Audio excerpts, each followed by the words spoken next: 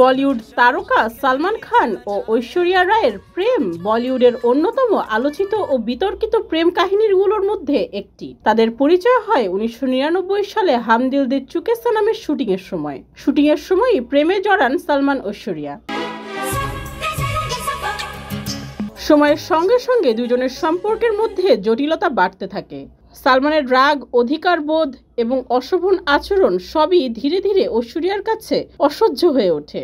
ঐশ্বরিয়ার উপর অতিরিক্ত খবরদারি শুরু করেন সালমান। পরিস্থিতি এমন পর্যায়ে পৌঁছায় যে সালমানের বিরুদ্ধে আইনি পদক্ষেপ নিতে হয় অভিনেত্রীকে। কিন্তু এত বছর পর তাদের সম্পর্ক নষ্ট হওয়ার কারণ জানালেন সালমানের ভাই সোহেল খান।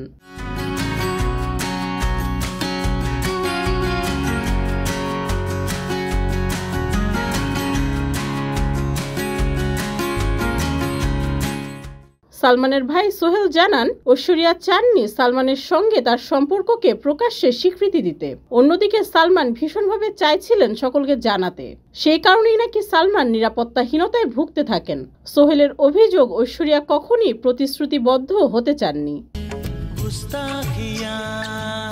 2002 সালে সালমান ঐশ্বরিয়ার সম্পর্কের বিচ্ছেদ ঘটে।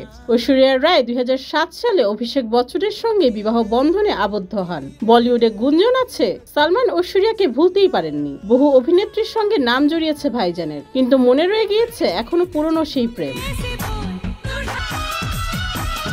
সুস্মিতা, যুগের চিন্তা।